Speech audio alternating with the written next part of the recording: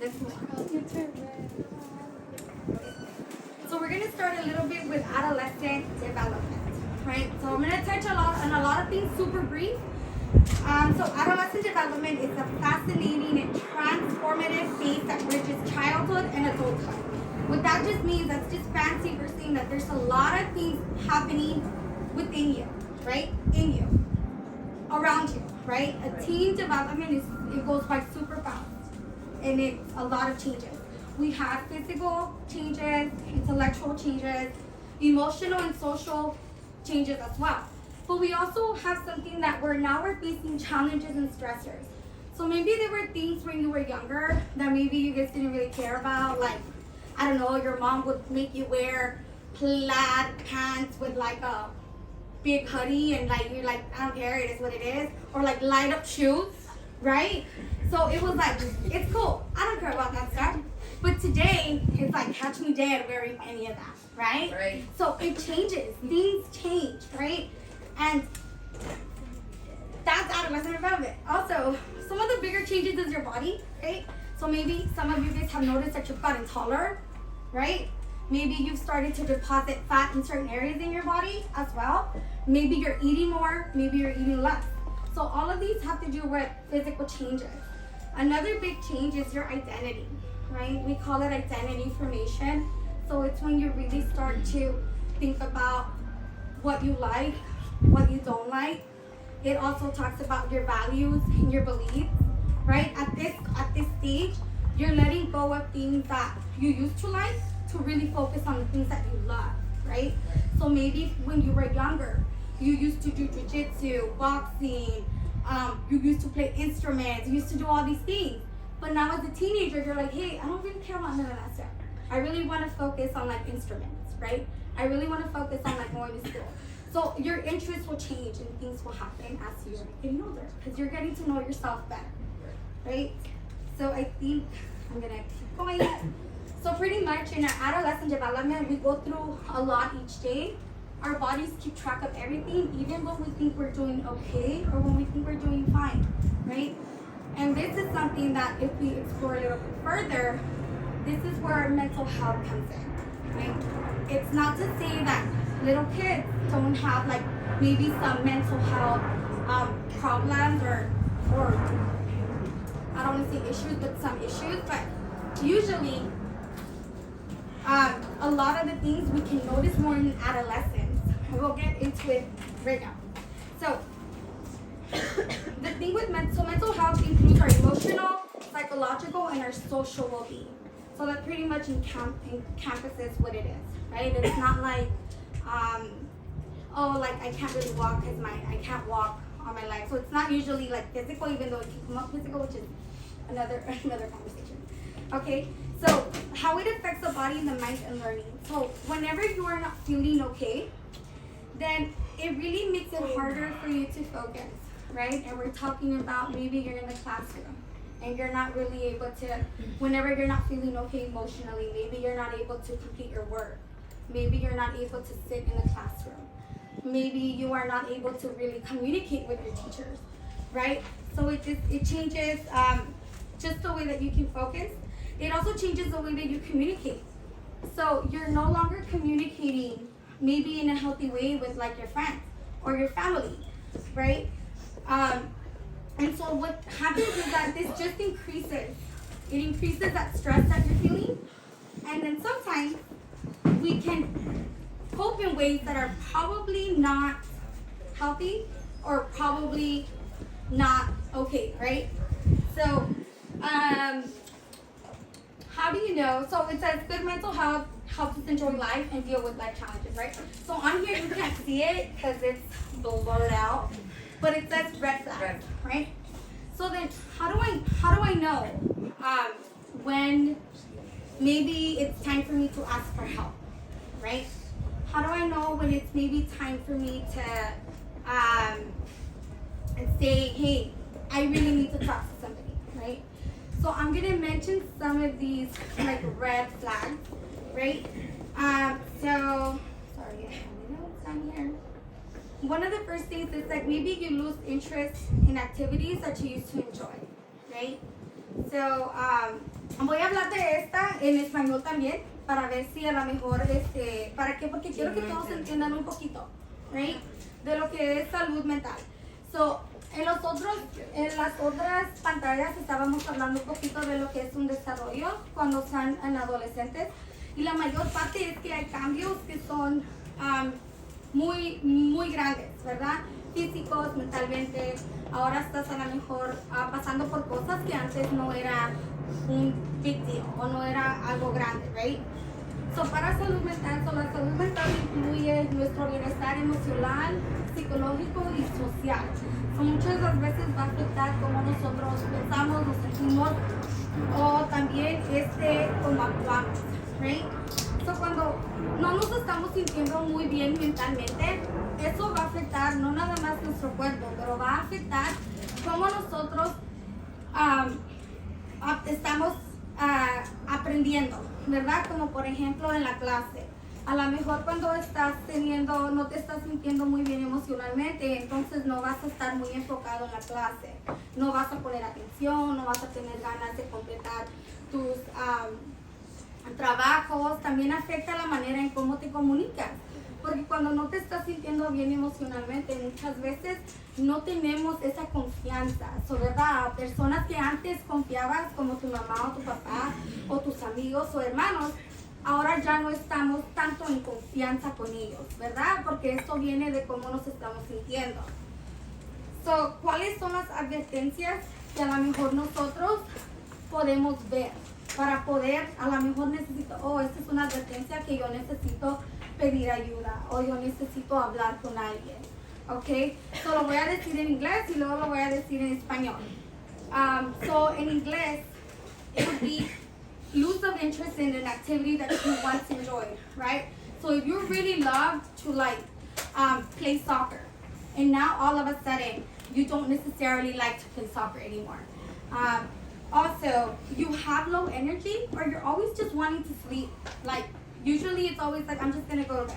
I'm going to go to my room. I don't want to really talk to anybody. Like, I don't care to socialize with my mom. Don't ask me how I am. I just want to go to my room, right? Also, you spend a lot of time alone and not doing things. Or sometimes your eating pattern changes, right? So you either eat a lot or you either eat too little. So for example, if you used to eat like 3 meals a day and now you're eating like once a day, barely, right? Or vice versa. So sometimes those can be signs that something is wrong. Also, this one is a little bit sensitive, but another red sign is when you are having thoughts of harming yourself or you are harming yourself, right? These are things like you're pinching yourself, you're cutting yourself, you're pulling your hair, all these things are definitely warning signs like, hey, maybe I need to talk to somebody, right?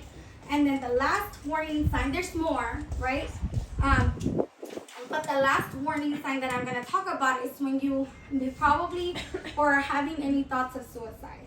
So it is uncomfortable sometimes to talk about that. But if, for example, you have thoughts of like, I wonder what would happen if I went to sleep and I don't ever wake up, right? Or even saying like, hey, I think I'd be better off if I wasn't here, right? So all of these, especially the last two, are probably warning signs, or there's probably some type of stressor happening. There's a challenge that I would say you guys can definitely talk to somebody, or you guys can come talk to me if you guys are ever experiencing those things. I'm more than available to talk, all right? So lo voy a decir en español, okay? Because I think that this is important. So, ¿cuáles son las advertencias que yo puedo ver en mí para yo saber si a lo mejor necesito que hablar con alguien? So, la primera de la que mencioné es cuando empiezo a perder interés en cosas que a mí me gustan hacer, right? So, como por ejemplo, si a mí me gustaba jugar mucho el fútbol y de repente ya casi no me gusta salir, ¿verdad? También cuando nosotros no socializamos. So, queremos siempre estar solos. So, vamos para la casa y nada más en el cuarto, ¿verdad? O nada más en el teléfono, ¿verdad? Eso es una de las cosas. También, cuando a lo mejor nuestro hábito de comer cambia. So antes teníamos como quien dice un hábito saludable, tres almuerzos o tres comidas al día y después ahora ya casi no quieres comer o estás comiendo excesivamente, ¿verdad? So te estás levantando como a la 1 de la mañana a querer comer algo, ¿verdad? Eso es tu cuerpo diciéndote que hey, algo está pasando, no estamos muy bien. También el cambio de dormir. Si ahora estás durmiendo pero te levantas cansado, si lo único que quieres hacer es dormir, es a lo mejor que hay un estresante o hay algo que está provocando eso, right? So hay preguntas over the warning signs because they're not up there. Oh, sorry, se me olvidó decir las dos últimas muy importantes. So una de las penúltimas es cuando a veces se hieren a sí mismos, ¿verdad? So estamos hablando que hay a veces que el estrés es muy grande, que empezamos a pellizcarnos. Hay personas que se pegan a sí mismos, se jalan el cabello o se empiezan a cortar. Y no cortar en una forma que es mortal, ¿verdad? Simplemente es se cortan on your legs and on your arms, right? Y la última es cuando a lo mejor estamos teniendo pensamientos de no vivir, right? Son pensamientos como, oh, ¿cómo se sentiría si me voy a dormir y no me levanto, right? O a veces pensar, oh, a lo mejor estaría mejor muerto, right? So esas son las advertencias, las más comunes, ¿verdad? Hay más advertencias, pero que es cuando se recomienda que a lo mejor hablen con alguien o digan algo, ¿verdad? Yo sé que están sus papás y sus amigos, pero también si están ustedes a lo mejor pasando por cualquier de esta advertencia, también estoy yo, ¿ok? So me pueden venir a hablar conmigo, y podemos hablar, right? Nadie está en problemas, you're not in trouble, it's just talking, that's all we're doing, right? Okay, so the last one says, deal with life changes, right? So I'm gonna go into a little bit about stress. Who, as teenagers, have we heard the saying? What do you have to be stressed about? You're young. All you gotta do is go to school and come back. Or show up hands. Who has heard that? Right? So vamos a hablar un poquito de estrés, ¿verdad? ¿Quién ha escuchado decir, ay, ¿tú de qué estás estresado? ¿Por qué estás enojado tú si no tienes nada de qué estresarte? Si quieres algo de qué estresarte, yo te voy a decir. Right? Who has heard that? ¿Quién ha escuchado eso? Right? I've heard it. Yeah, right. ¿Quién lo ha dicho? Sorry, I'm your friend. So, right? But you tell your parents, look at Miss Karina said, these are all stressors. Got it? Okay? So those are a lot of things, right? I worked with a group of high school students and middle school students, and I asked them, what stresses you out? They were ages from the 12 years old all the way to 19. That's what they said. Can somebody read a couple? This is participation point. Abusive relationships, mental illnesses, Counselors. friendships, deaths, school shootings, self-esteem. How many did you think I read? Thank you. Yes. And then did you want to Yeah. Can you see from there? Who can get the others? So Leslie, she got all these right here. College applications, SATs, middle school finals, high school experiences, moving to middle school, communication with parents Yep. writing, and not sleeping at night. Perfect. Anybody else wants to shoot this with Abraham? Oh no, Edwin. Sorry, your girlfriend at home, girl. Grades, exam, family, my mood, teachers, little jobs, siblings, bullying, class, and parents. Being sick. Right? Thank you. So these are a lot of things that us as adolescents, well not me back then, but that adolescents go through, right? Especially in high school. So when you go from middle school to high school, you're a freshman, right? You're trying to figure out, where is my place in this high school? My best friend went to another high school. I gotta figure it out, right? Because, oh, I forgot to say that there's a lot of there's a lot of at this age, it's all about your friends and being with your friends and being accepted by your friends, right? We have a lot of peer pressure at this age. So that, but yes, so these are some of the teen stressors. So estoy repasando de cuáles son algunos estreses o algunas cosas que los muchachos están pasando por estreses en las escuelas o en sí mismos, ¿verdad? Porque sabemos que nuestros padres o nuestros otras personas, no los padres, a veces dicen, pues de qué tienes de qué estresarte, ¿verdad? Si tienes una edad, ya, todo sí, estás muy bien, te estoy dando de comer, no tienes que trabajar, no tienes que pagar biles, ¿verdad? Pero Leslie estaba, los voy a traducir, so Leslie, Jeremiah and Edwin nos dijeron un poquito de a veces relaciones que tenemos que no son saludables. También consejeros, ¿cuántas personas han tenido a lo mejor una discordia con el maestro? Like, no? Oh, you guys I got a good group, huh?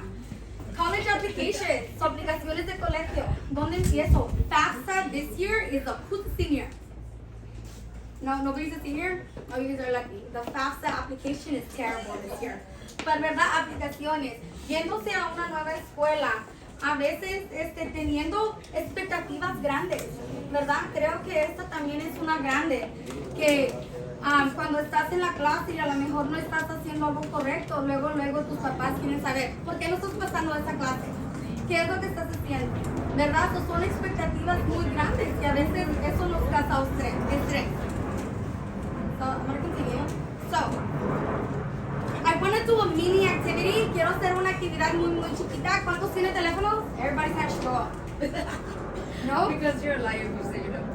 Right? Okay.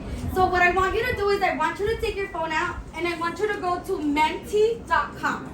And I need everybody to participate because this is how I'm going to get my data.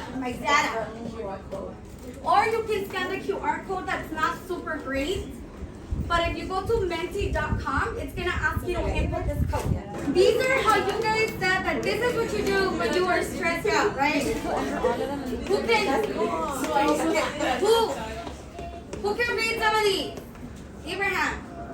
You talk to my parents, talk to my older sister. Okay, thank you. One more. My dog. Okay. Listen to music. All right, Allison, do you want to read the rest? Sleep, cry, play, talk to my mom, talk to friends. What I do is talk to my distraction. Okay. Parents, friends, talk to my older sister. Okay, great. So these are the things, and I think you got all of them, right? Are you ready? So these are the things that you guys said that you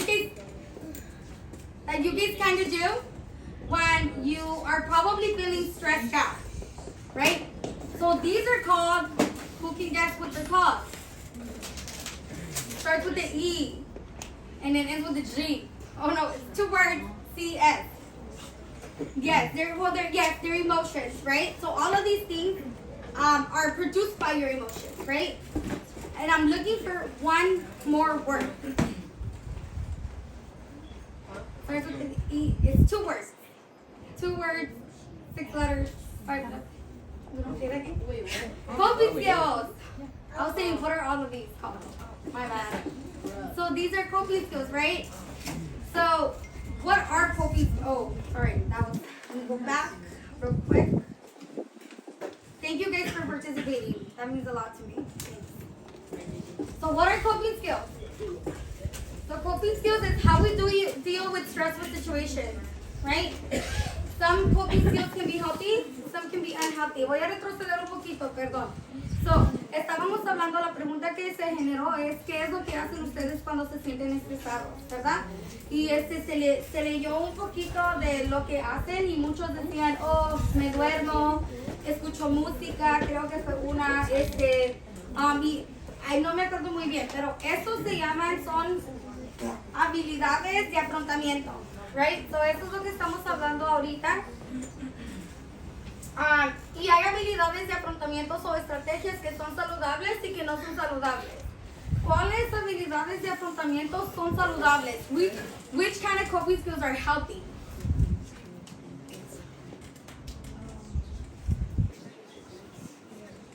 Speaking to an adult or another person that Yes, speaking to an adult or a person that you trust.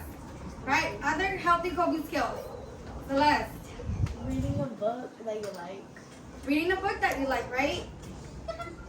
Anybody else for healthy coping skills? Jeremiah.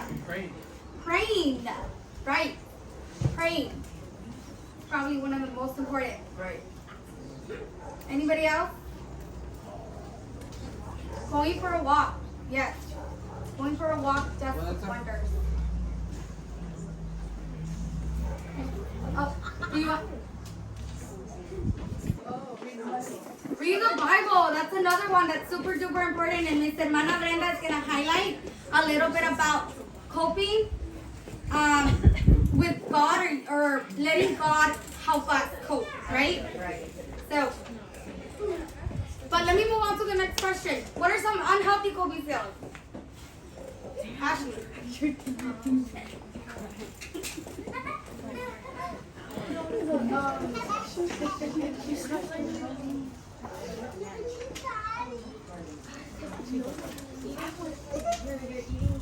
Like you're stressing it. Perfect. Edwin, did you have your hand up? No. Yahaira. when you start hitting things or throwing things. Throwing things and hitting things. Allison. Self-harm. That's unhealthy coping skill. Celeste. Shutting down. Shutting down, right? Yes. And shutting down or withdrawing, Jeremiah. When you stop seeking God. When you stop seeking God, yes. Jeremiah, anybody else for unhealthy? Yes. Not being mean to people. Not being, yep. Being mean to people is unhealthy, right? Yes. And then in the back? Isolating yourself. Isolating yourself. Isolating yourself. Abraham. Screaming at your parents. Super unhealthy. All right. That's not unhealthy. So these are a lot of unhealthy coping skills. But I want to move into one coping skill that we may or may not have, but we can build on it. Right? And I'm almost done. I promise. I promise. I need a little bit more. Right? So resiliency. I'm going to talk about resiliency as a coping skill. Okay? So who has heard of the word resiliency? It's one of those words that you may or may not have heard. I'm gonna play this video really quick. Okay, it's only 40 seconds. All right. Resilience is someone's ability to adapt well in the face of significant stress. We see this all the time from people in our families, from our mentors, from our idols. We admire their incredible ability to bounce back in the face of adversity. And did you know you too could build that type of resilience? So let's break down resiliency a little bit. Resilience involves thoughts, feelings, and behaviors that can be learned and adapted by anyone. Just like traumatic or negative experiences can undermine our brain's development, good experiences can also enhance it. While there may be some genetic factors of resilience, its characteristics can be learned by building strong relationships, learning the ability to overcome and adjust to stressors, increase your awareness of yourselves and your trauma history, increase your emotion regulation skills and social skills, and gain an overall sense of control for your life. Okay. So that is resiliency. Sorry, I was Googling how to say it in Spanish because I want to be able to say this. So estamos hablando de una habilidad de afrontamiento que significa es capacidad de recuperación o adaptación, right? So she just said that resiliency meant the ability to adapt well to difficult and challenging situations. And these are things that, again, we're going through probably each and every day, right? So la habilidad de afrontamiento que dijo oh great, I lost it. Pero es la capacidad de recuperación o adaptación, que significa que nosotros podemos adaptarnos o manejar situaciones de estrés en una manera que es saludable, ¿verdad? Es nuestra capacidad. Not everybody is born with it, right?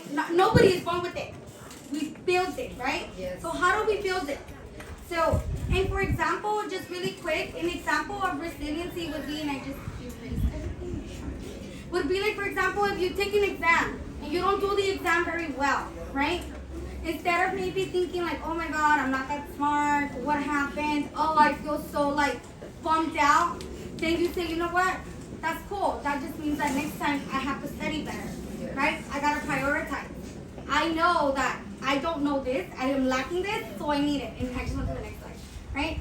So that's like how you build some resiliency. Sometimes, for example, a death of a family member. That's a really hard and stressful situation, right? So how do you build resiliency? And Hermana Brenda's gonna touch a little bit more on that. But it has to be like, for example, praying, seeking God, trusting in Him as to why maybe He's doing or He's allowing certain things to happen, right? You also talk about your feelings and your emotions and things like that. So how do we build resiliency? ¿Cómo construimos esta capacidad de recuperación? I just want you guys to read the first three. Can I get somebody in English to read the first three? Robertito. Going to church, prayer, reading the Bible. Yes. Can I get somebody to read it in Spanish? Yes.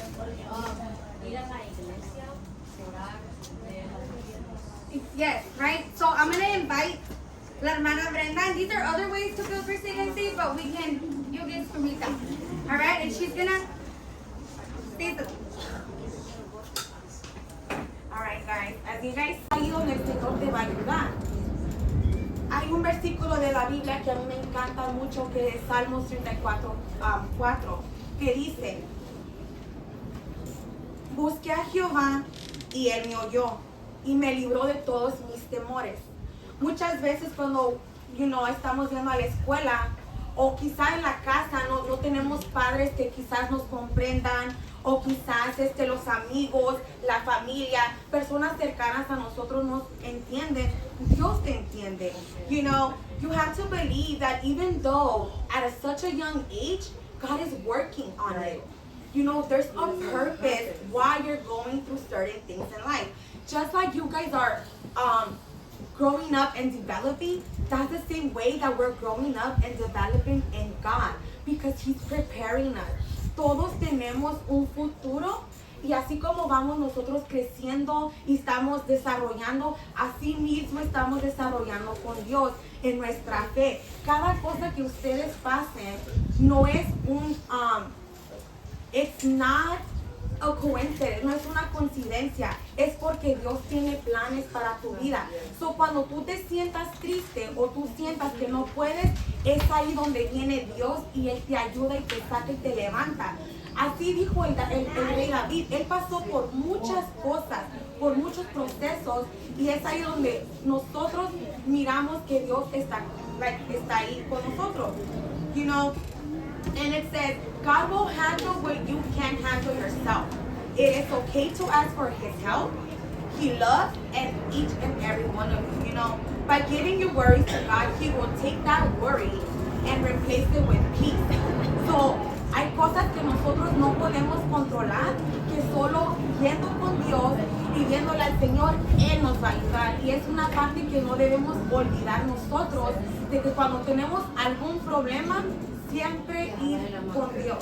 Siempre dejarlo en la mano de Dios, que Él se va a encargar. And don't worry, you don't have to do like a big prayer.